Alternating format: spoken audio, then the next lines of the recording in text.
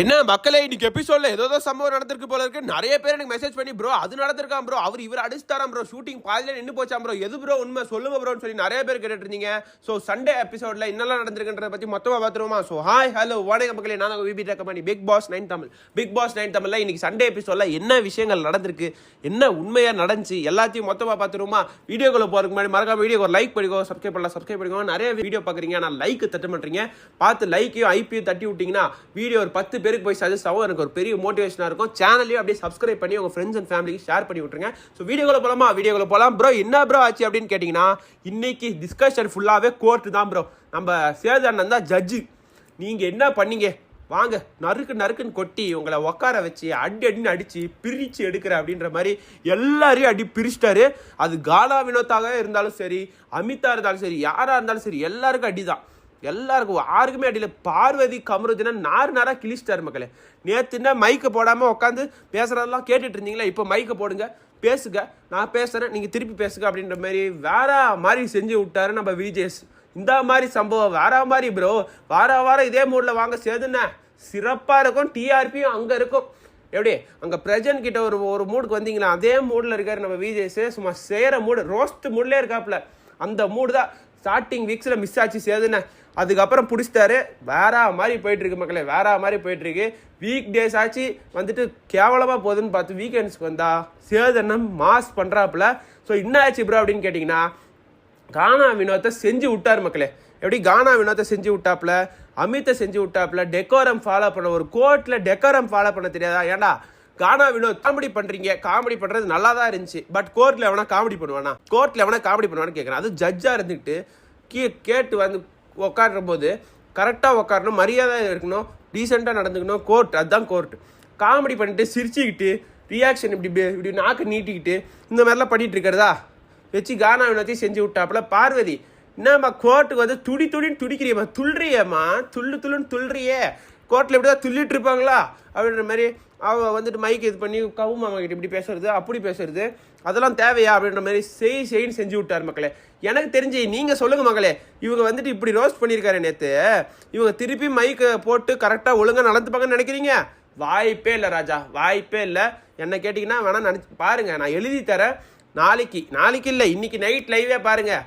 நம்ம கவுமாமாவும் பார்வதியும் ஒரு மூலையில் போயிட்டு அதுடா இதுடா அப்படிடா இப்படிடா, நம்ம அதுடா நம்ம அப்படி பண்ணலன்னா நம்ம ரொம்ப காதலர்கள்டா அப்படி இப்படின்னு சொல்லி ரொம்ப ஒரு மாதிரி வலிஞ்சு ஒரு வேற மூடுக்கு போயிடுவாங்க. அக்காவெல்லாம் கண்ட்ரோல் பண்ண முடியாது மக்களே. யாரு சொன்னாலுமே அக்கா கண்ட்ரோல் ஆக மாட்டாங்க. அதுவும் நைட்டு நேரத்துக்கு போயிட்டாங்கன்னா அக்கா வேற மாதிரி போயிடுறாங்க. ஓகேங்களா, வேற ரேஞ்சுக்கு போயிடுறாங்க. பிக் பாஸ் புரிஞ்சுக்கோங்க பிக் பாஸ் அப்படின்னு சொல்றாங்க பார்வதி அக்கா. அக்காவை புரிஞ்சுக்கோங்க மக்களே, நீங்க தான் புரிஞ்சுக்கணும், அக்காவை புரிஞ்சுக்கோங்க. ஓகேங்களா, ஸோ இன்னைக்கு சேவிங் ஆர்டர் தான் மக்களே. எப்போ தான்ப்பா ஓட்டிங் வைஸ் சேவ் பண்ணுவீங்க அப்படின்ற மாதிரி தான் கேட்க தோணுது. ஸோ மோசமாக பண்ணியிருக்காங்க மக்களே. ஃபஸ்ட்டு சபரியை சேவ் பண்ணியிருக்காங்க. சபரி மனசில் அப்படியே துள்ளிருக்கும், நாம தான்டா கிங்கு, நாம தான் டைட்டில் தூக்க போகிறோம் அப்படின்ற மாதிரி நினச்சிருப்பாரு. பட் அவருக்கு தெரியல அவர் எங்கே இருக்காரு ஓட்டிங்கில் என்னன்னு சொல்லி. ஸோ ஃபஸ்ட்டு சபரியை சேவ் பண்ணியிருக்காங்க. செகண்ட் வந்து நம்ம சாண்ட்ராவை சேவ் பண்ணியிருக்காங்க. எப்பா சாண்ட்ரா எவிக்ஷன் ஆயிட்டாங்க, வெளியே வந்துட்டாங்க அப்படின்ற மாதிரிலாம் நிறைய பேர் வீடியோ போட்டுட்டு போஸ்ட் போட்டு சுற்றிட்டு இருந்தாங்களே, அந்த கூட்டத்தை நான் பார்க்கணும்ப்பா அப்படின்ற மாதிரி தான் சொல்ல தோணுது. ஏன்டா கடைசி நேரத்தில் பார்த்தா காடை மாற்றிட்டாங்க, அதை மாற்றிட்டாங்கன்னு, ஏடா ஒரு அளவு உருட்டுங்கடா அப்படின்ற மாதிரி தான் சொல்ல தோணுது. இந்த வாட்டி தான் ஃபேராக எவிக்ஷன் பண்ணியிருக்காங்க மக்களே. இந்த வாரம் தான் ஃபேராக ஓட் படி எவிக்ஷன் பண்ணியிருக்காங்க. ஸோ 2 எவிக்ஷனுமே ஃபேர். ஓகேங்களா, ஸோ செகண்ட் சாண்ட்ரா சேவ் பண்ணியிருக்காங்க. தேர்ட் யாரை சேவ் பண்ணியிருக்காங்கன்னா, கம்மு மாமாவே கானா வினோத்தை நிற்க வச்சு யாரை சேவ் பண்ணலாம் அப்படின்ட்டு கானா வினோத்தை கேட்கும்போது சார் சேவ் பண்ணிடுங்க அப்படின்னும் போது, இல்லை உங்கள் ஃப்ரெண்டை நான் சேவ் பண்ணுறேன், அப்போ தான் நீங்கள் வந்துட்டு உங்களை சந்தோஷப்படுவீங்கன்னு சொல்லிட்டு கம்மு மாமாவை சேவ் பண்ணிட்டாரு. ஏன்ட்டா ஐயா கம்மு மாமாவை ஏன்ப்பா சேவ் பண்ணீங்க? தேர்டா ஹாட் சீட்டில் உட்கார வச்சிருந்தாலாச்சும் கொஞ்சம் பயம் வந்திருக்கும் அப்படின்ற மாதிரி தான் சொல்ல தோணுது. தேர்டாக சேவ் பண்ணால் அவர் மனசில் ஒரு கான்ஃபிடன்ஸ் வந்து பார்த்துக்கலாம் நம்மளுக்கு மக்கள் இருக்காங்க அப்படின்ற மாதிரி போயிட மாட்டார். ஸோ வந்துட்டு தேர்டாக கமருதீனை சேவ் பண்ணது ரொம்ப தேர்டாக கமருதீனை சேவ் பண்ணிட்டாங்க. அடுத்து ஃபோர்த்தாக நம்ம கானா வினோத்தை சேவ் பண்ணிட்டு ஹாட் சீட்டில் உட்கார வச்சுட்டாங்க. நம்ம எஃப்ஜே மற்றும் வியானா எல்லாரையும் கேட்குறாங்க. அதில் நம்ம பார்வதி அக்காலாம் எஃப்ஜே வியானா எல்லாருமே அப்படியே மாற்றி சொல்கிறாங்க. கடைசியாக நம்ம விஜிஎஸ் வந்துட்டு வியானான்னு சொல்லி காட்டுறாரு. வியானா எவிக்ட் ஆகிறாங்க. ஸோ யாருக்கு ப்ரோ கிளாப்ஸ் இருக்குது அப்படின்னு நீங்கள் கேட்குறது எனக்கு புரியுது. கானா வினோத்துக்கு எப்படி, கானா வினோத்துக்கு அரகம் நிறைந்த கிளாப்ஸுங்க. ஏச்சி நிற்கிறாரு, தட்டுன்னு தட்டுறாங்க. எப்பா காட்டில் மழை இல்லை, இது இல்லை, கானா வினோத் ஃபேன்ஸுக்கு மட்டும் எப்படி வந்துட்டு பாஸ் கிடைக்குது அப்படின்ற மாதிரி தான் தோணுது. வாரம் போயிடுறீங்களேப்பா, எல்லாரும் பாஸ் கேட்டு என்கிட்ட கேட்டுட்டு இருக்காங்க. கானா வினோத் ஃபேன்ஸ் மட்டும் பாஸ் எப்படி தான் கிடைக்குதுன்னு தெரியல. வாரம் போயிடுறாங்க, கை தட்டி தலைவனுக்கு மாஸ் ஆக்கிடுறாங்க. ஸோ இந்த வாரமும் கானா வினோத்துக்கு கைத்தட்டல் இருக்கு. இன்னைக்கு சிறப்பான கைத்தட்டல் இருக்கா மக்களே, அது காட்டுறாங்களா இல்லையான்றதை நம்ம பொறுத்திருந்து பார்ப்போம். ஸோ அடுத்து என்ன நடந்துச்சு ப்ரோ, அரவராக்கும் எஃப்ஜேக்கும் ஒரு பயங்கரமான சட்டையா ப்ரோ, யாரும் மாற்றி அடிச்சுக்கிட்டாங்களாம். ஷோ நின்று போச்சான், விஜேஎஸ் வீட்டுக்குள்ளே போயிட்டாராம், அப்படி இப்படிலாம் சொல்லிட்டு இருக்கீங்க. யோ அப்படிலாம் எதுவும் நடக்கலையா, சண்டை நடந்திருக்கு, உண்மைதான் மக்களே. அரவராக்கும் எஃப்ஜேக்கும் பயங்கரமான ஒரு சண்டை போயிருக்கு, லிட்டரலாக பயங்கரமான ஒரு சண்டை போயிருக்கு. ஓகேங்களா. ஸோ அந்த சண்டை வந்துட்டு எதனால் நடந்துச்சுன்னா, அரோரா அவர்கள் சொல்லியிருக்காங்க, நான் சொல்லணும்னா வந்துட்டு ஆதிரியை பற்றி எவ்வளோ வேணால் 10 விஷயங்கள் எவ்வளோ வேணாலும் இருக்குது சொல்கிறதுக்கு அப்படின்ற மாதிரி ஏதாவது சொல்லியிருப்பாங்க போல இருக்குது. அந்த விஷயத்த நம்ம அரோரா சொல்லியிருக்காங்க. அவள் வந்து ஒன்று தான் சொன்னா அப்படின்னு சொல்லும்போது விஜய் சார்கள் எஃப்ஜேவை பாராட்டிக்கிற போல. ஸோ அந்த மேட்டரில் வந்துட்டு அப்போ வந்து பிரேக் ஆகிருக்கு. பிரேக் முடிஞ்சதுக்கப்புறம் என்ன நடந்திருக்கு, உள்ள சண்டை போயிருக்கு, உள்ள ஹெவி ஆர்கியூமெண்ட். நம்ம அரோராக்கும் நம்ம எஃப்ஜேக்கும் பயங்கர ஹெவியான ஆர்கியூமெண்ட் போயிருக்கு. அந்த ஆர்கியூமெண்ட் பயங்கர அக்லியாக போனோன்னு சேதண்ணா உள்ளே வந்திருக்காப்புல. சேதண்ணா உள்ளே வந்திருக்காருன்னா வீட்டுக்குள்ளே வரல மக்களே, வாங்க அகம் டிவிக்குள்ளே அகத்திற்குள் போகலான்ற மாதிரி அந்த சொல்லுவாங்கல்ல, டிவிக்குள்ளே போயிருக்காங்க, வீட்டுக்குள்ளே போகிறதா அப்படி போயிருக்காரு. போயின்னு என்ன பண்ணிட்டு இருக்கீங்க எஃப்ஜே, இப்பெல்லாம் பேசிட்டு இருக்காதிங்க. அப்புறம் வந்து நிறைய வார்த்தை யூஸ் பண்ணிருக்காரு. துஷார் வந்தா, துஷாரை வச்சு உனக்கு பேசினா ஓகேவா, துஷார் இப்போ வந்து வீட்டுக்குள்ளே இல்லை, துஷார் வச்சு உனக்கு பேசுடா, உன்னை பற்றி நீ என்னெல்லாம் பண்ண துஷாரோடன்னு சொல்லி அந்த மாதிரிலாம் பேசியிருக்காப்புல எஃப்ஜே. ஏடா இப்படி பேசி வச்சிருக்க அப்படின்ற மாதிரி தான் சொல்ல தோணுது. உடனே நம்ம விஜேஎஸ் வந்துட்டு என்ன சொல்கிறாருன்னா, எஃப்ஜே வெளியே போன கண்டஸ்டன்ஸை பற்றி நீங்கள் எதுவும் பேசக்கூடாது, உங்களுக்கு யார் ரைட்ஸ் கொடுத்தா வந்துட்டு வெளியே போன கண்டஸ்டன்ஸை பற்றி பேசுறதுக்கு அப்படின்ற மாதிரி நம்ம விஜேஎஸ் வந்துட்டு செம்மையான ரோஸ்ட்டை கொடுத்துருக்காரு. ஓகேங்களா எஃப்ஜேக்கு. ஸோ அரோராவுக்கு ரொம்ப சப்போர்ட் பண்ணி நீங்கள் பயப்படாதீங்க இப்போ ரொம்ப இது ஆறுதல் சொல்கிற மாதிரி பேசியிருக்காரு. ஸோ இந்த மேட்டரில் எஃப்ஜேக்கு வார்னிங்ன்ற மாதிரி நம்ம விஜேஎஸ் பண்ணியிருக்காரு.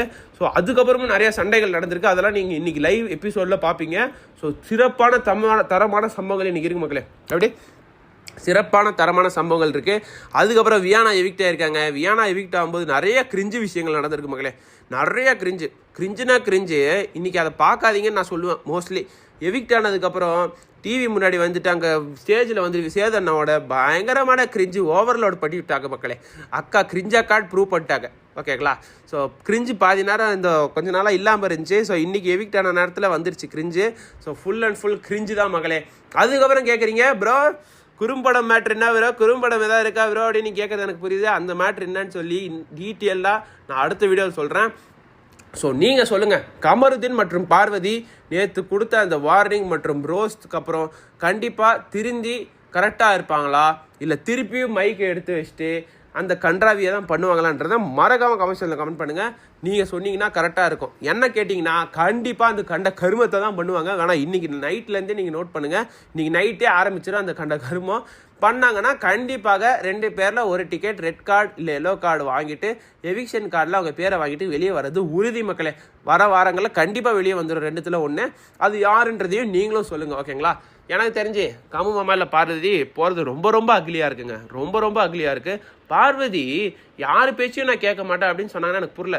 எஃப்ஜே மாதிரி ஆள் தான் பார்வதி கரெக்ட் மக்களே. எப்படி எஃப்ஜே மாதிரி ஆள் தான் கரெக்டு. விஜேஎஸ் ரோஸ்ட் பண்ணி அக்கா வந்துட்டு அப்படியே மூஞ்சி ஒரு மாதிரி உம்முன்னு வச்சுருக்காங்க. எஃப்ஜே விட்ட ரைடில் அக்கா அழுவுனது இருக்குது பாருங்க, அவ்வளோ அந்த ஸ்பைடர் படத்தில் எஸ்ஜே சூர்யா அப்படியே சாட்டிஸ்ஃபைடாக அப்படியே காதில் அப்படியே இனிமையாக இருக்குப்பா அப்படின்ற மாதிரி சொல்கிற மாதிரி தான் இருக்குது. ஸோ வேறு மாதிரி இருந்துச்சு. எஃப்ஜே அவர்கள் கண்டிப்பாக இருக்கணும். நம்ம பார்வதியை ரோஸ்ட் பண்ணி எக்ஸ்போஸ் பண்ணுறதுக்கு நம்ம எஃப்ஜே தான் சரியான ஆள், பார்த்துக்கோங்க. ஸோ நீங்கள் சொல்லுங்கள், கமருதீன் மற்றும் பார்வதி திருந்தி இருப்பாங்களா, இல்லை திருப்பி அந்த கண்ட கருமத்தை சாக்காடையில் தான் போய் விழுவாங்களான்றதை மறக்காமல் சொல்லுங்கள். வீடியோ பிடிச்சதை லைக் பண்ணுங்கள், மறக்காமல் சேனலை சப்ஸ்கிரைப் பண்ணுங்க, உங்கள் ஃப்ரெண்ட்ஸ் அண்ட் ஃபேமிலிக்கு ஷேர் பண்ணுங்கள். அடுத்த வீடியோவில் முக்கியமான அப்டேட்டோட உங்களை வந்து சந்திக்கிறேன். நன்றி, வணக்கம்.